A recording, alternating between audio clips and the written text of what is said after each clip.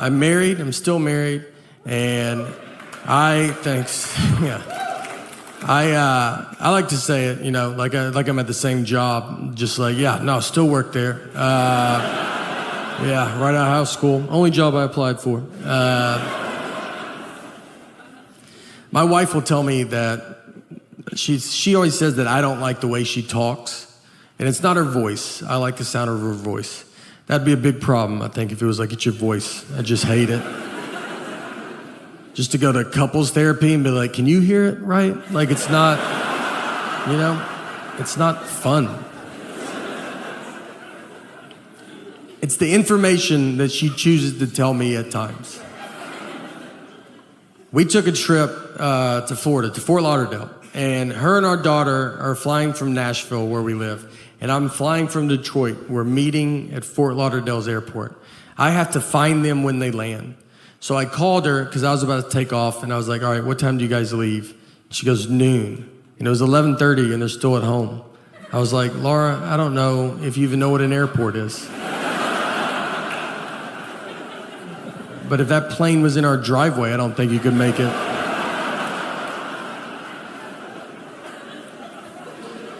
And she said, that's what time we leave for the airport. Our flight's not till 1:30. And I was like, all right. So what do you think I wanted to know when I asked that?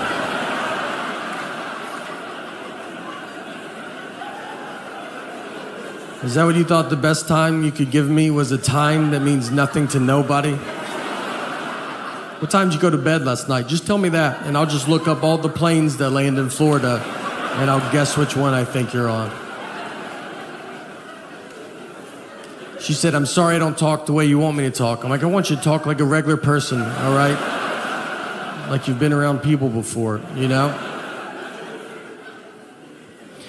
We didn't talk in Florida, I'll tell you that.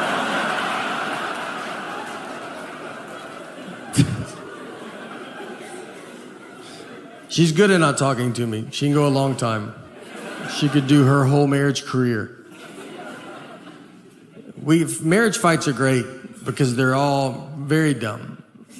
I would say 90% of them are dumb. 10% the cops show up. But we got in a fight once over chocolate milk. We didn't talk for 24 hours. What happened is I brought chocolate milk home, and she was like, why did you bring it home? And I was like, you're supposed to drink it after you work out. And she was like, that's not true. And I was like, well, there's a commercial on TV. They probably looked into it more than you did. So I decided to listen to them. And she said, that's just the milk people pushing chocolate milk. And I was like, you don't even know what that statement means. You don't know if there's milk people. And I think chocolate milk's doing fine. I don't think they're sitting on barrels of it. And they're like, we got to make up a lie. We got to get rid of this chocolate milk.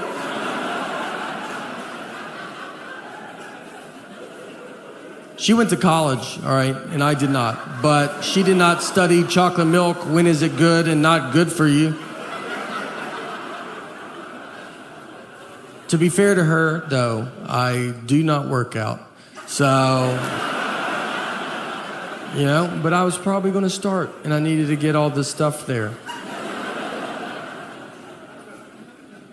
Do you ever get in those fights, like you'll be at home, like you and your spouse, and you guys are not talking to each other, and you're in the house together, no kids, the house is quiet, and you just stay on opposite ends, and then you pass each other in the hallway?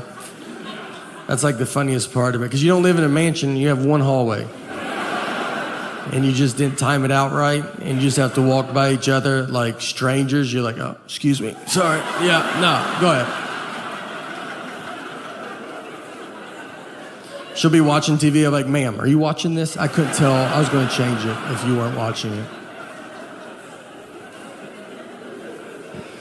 It's the silent treatment. The silent treatment is, it's a very common thing. Everybody knows what it is.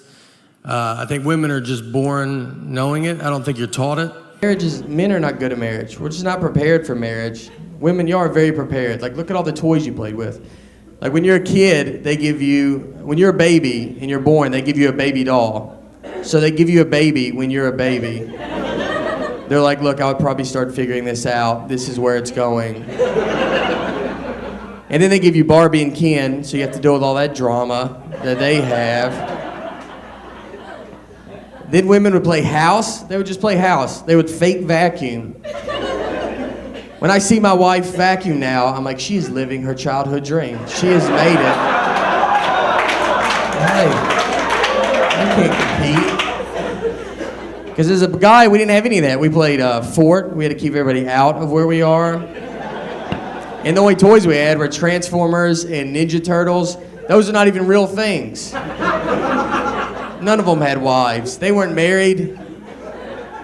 I never played with my Ninja Turtles, and I had them going to fight Shredder. And then Michelangelo was like, hey, can y'all give me 2 seconds? I don't know, my wife just showed up. I don't know how she found us, but she looks furious about something. I don't know, dude. I don't know. And then she comes over and she's like, what are y'all doing? Who's this April chick? It's like, listen, she's a reporter. How about you not read into stuff, all right? How about you not check my Facebook? Is that possible? I got in trouble because for my wife's birthday, I bought her an oven for her birthday. Yeah. Listen, here's why. Because like the vacuum, her other favorite toy as a kid was the Easy Bake Oven. So I was like, all right, I'll get her a legitimate big girl oven. An adult oven, like that's not impressive. If she bought me a truck and it turned into a live robot, I would freak out and be like, this is the greatest gift I have ever had in my life. This is the best. I still play with the kid stuff. I play a lot of video games, and the thing with video games, they're a lot different than when I played when I was younger. Because like I'll play Madden football, and when you used to play Madden, as a kid, you would just pick your favorite team. That was it. There wasn't that much to it. But now when you play, they have you running the whole stadium when you play.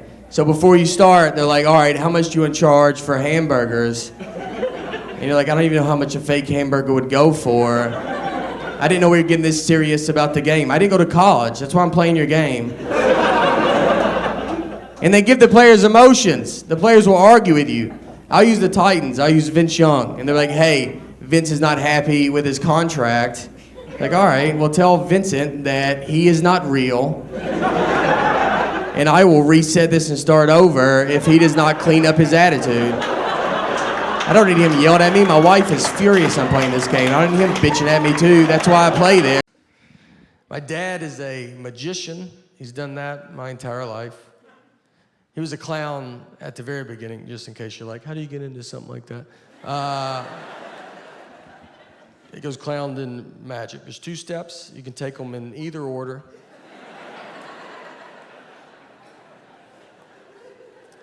I was born, he was a clown. It was never weird to me. I thought everybody's dad was a clown. My first memory of my life is I was 5 years old. And I remember my mom walked me out to the front yard, and my dad pulled up with this old red Mazda. He's dressed as a clown. That doesn't even faze me. That's just how he left. How else would he come home?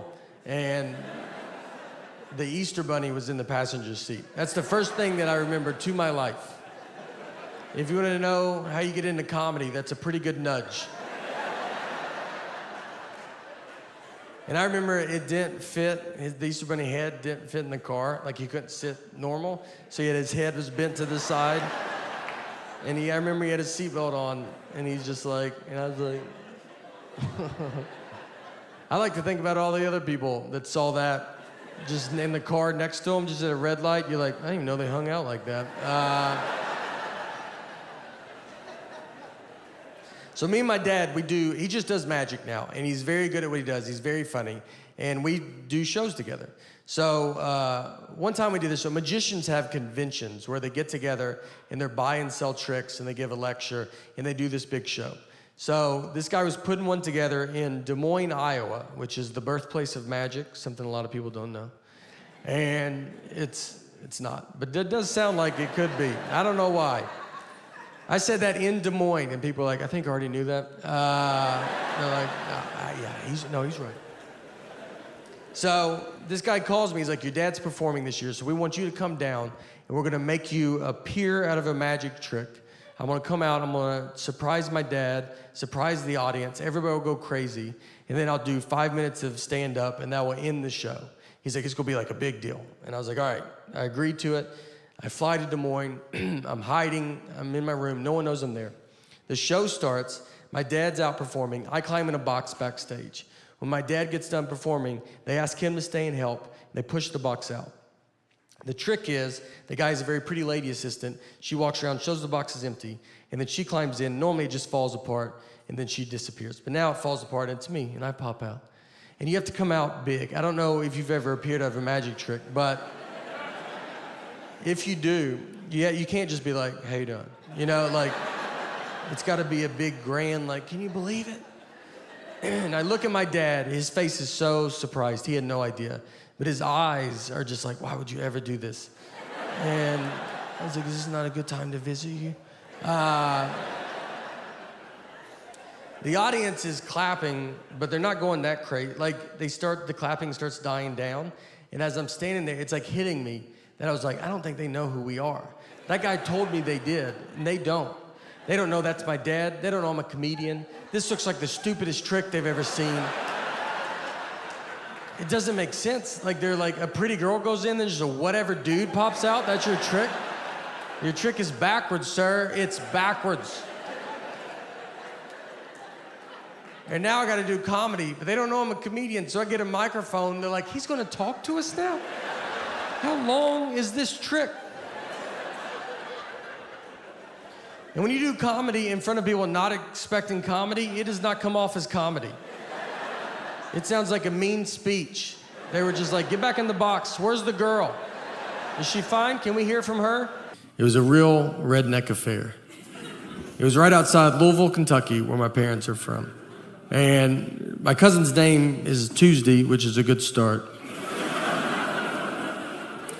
The invitation said, Tuesday's getting married, rehearsals Friday, wedding Saturday. People were like, we gotta be there Monday for this wedding? How long is this wedding? It's a week?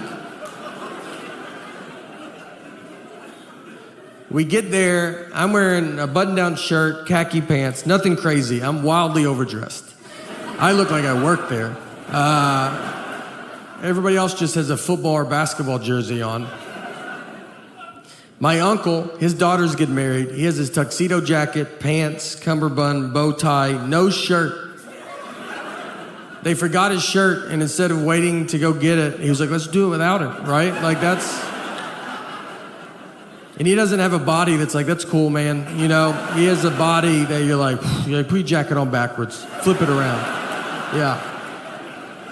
And then you see his back and you're like, whew, all right, go back the regular way. Yeah, that's my fault. How's your back worse than your front? We go into the church, it's bride and groom, looks like it's home and away. That's how many jerseys are in there. Guys are drinking beers in the church. Like, that's something I've never heard a pastor be like, guys, could we not drink alcohol in the church? And they're like, oh, didn't know this was the nice part of town. All right. The reception is next door, just at a lady's house, like in her backyard. Like, it isn't like she's like, and I do receptions all the time. We were her one and only reception. So we walk over. They took a horse and buggy. The horse was the oldest horse I've ever seen. I thought it was a donkey. I thought they got a deal on a donkey. And the guy was like, this horse was in the Kentucky Derby. Like, the first one that they did? Is that Secretariat's father? How old is this horse, man? You know they lay down, right? So we walked. It took them 45 minutes. They went up a driveway and back down the next driveway. They're sweating, almost divorced by the time they get there.